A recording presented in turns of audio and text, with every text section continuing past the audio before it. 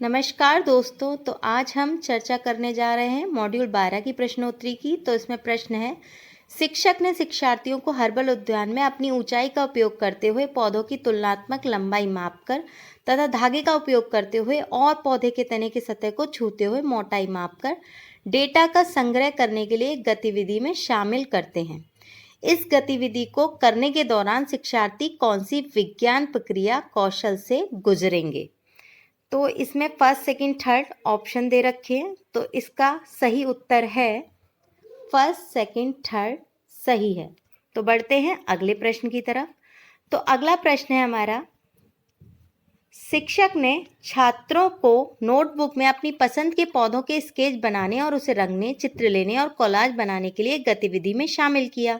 इस गतिविधि के माध्यम से शिक्षक निम्नलिखित मुख्य अवधारणाओं में से शिक्षार्थियों के बीच निर्माण करने की कोशिश कर रहा है।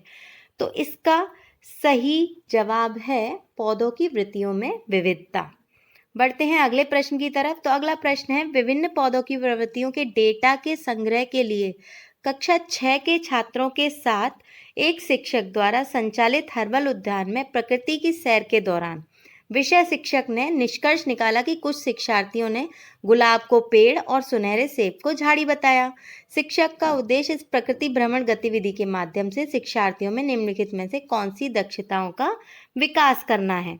तो इसका सही जवाब है, शिक्षार्थी पौधों को उनकी प्रवृत्तियों के आधार पर वर्गीकृत करने में सक्षम होंगे।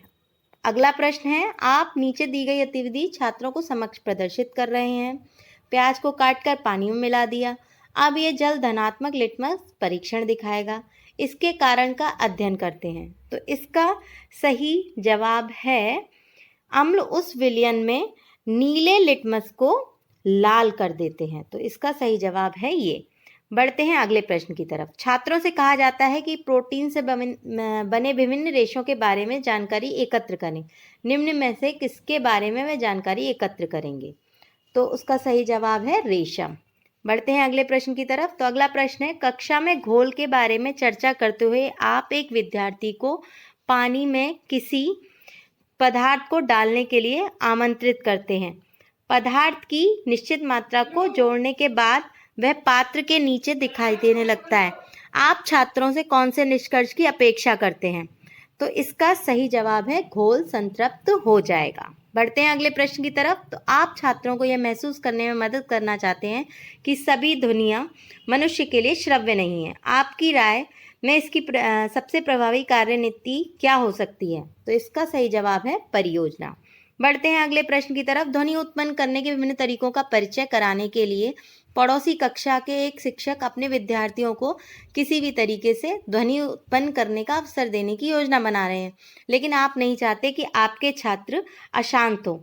तो आप उस शिक्षक को क्या करने की सलाह देंगे? तो इसका सही जवाब है, विद्यार्थियों को गतिविधि करने के लिए सभी कक्षाओं से दूर खेल के मैदान में ले जाएंगे। मीरा आपकी कक्षा में एक दृष्टिबाधित छात्रा है। निम्नलिखित में से कौन सा दृष्टिकोण आप उसका समावेश सभी गतिविधियों में सुनिश्चित करने के लिए अपनाएंगे? तो इसका सही जवाब है सभी दृष्टिकोणों का मिश्रण।